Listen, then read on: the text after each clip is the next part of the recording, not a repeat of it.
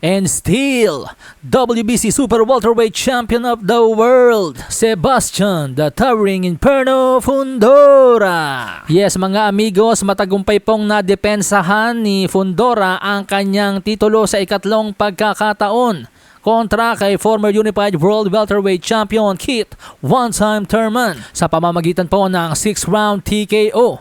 Dinomina ni Fundora ang veteranong si Thurman. Pero ano nga ba naging tema ng laban? Well mga amigos, first 2 rounds pa lang po, parang nakita ko na kaagad na hindi talaga magtatagal ang laban.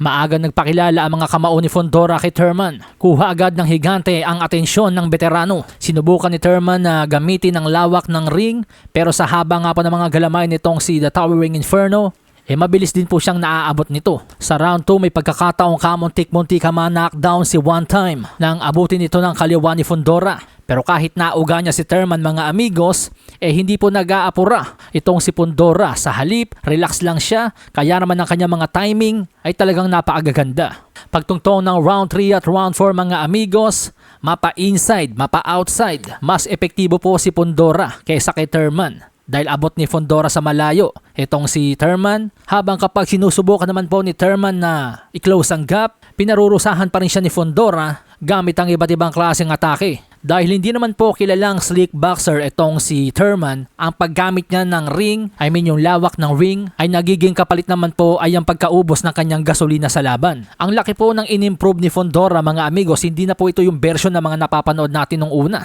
Ang ganda nga po ng kanyang mga step back kapag sinusubukan po ni Thurman na i-close ang gap, ang bilis nakakalayo kaagad siya at tinutukod-tukuran na lang si Thurman. Kaya naman kapag bumato si Thurman ng mga halibas na suntok, kung minsan tumatama pero hindi na ganun ka-epektibo. Kung minsan pa nga po hanggang siko na lamang ni Fundora. Tulad po sa eksenang ito, sinubukan ni Thurman na i-close ang gap pero ang bilis ng paa ni Fundora, nakalayo agad siya.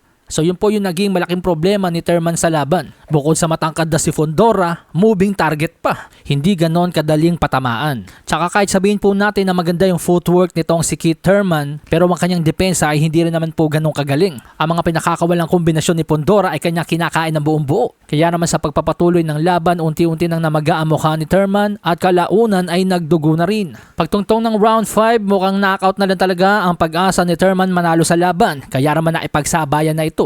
Pero suicide mission yan sa isang Towering Inferno. Sinusubukan makalaki punch nitong si Thurman pero basta talaga ni Fundora ang kanyang galawan. Mistulang punching bag na nga po itong si Thurman ng round 5 at round 6. Sa pag-umpisa nga po ng round 6, binalaan na si Thurman ng ring position na anytime posible nang matigil ang laban. At dyan nga po ginanahan si Fundora na araruhin na itong veterano upang matapos na ang laban. At ilang saglit pa nga po, hindi na rin nasikmura ng referee na si Thomas Taylor ang pagdurugo ng pagmumukha ni Thurman, kaya't inawat na nito ang laban. Kaya naman the winner by 6-round TKO and still Super Welterweight Champion of the World, Sebastian the Towering Inferno Fundora, na ngayon ay nag-improve na nga po ang kartada sa 24 wins, 1 loss, 1 draw with 16 knockouts.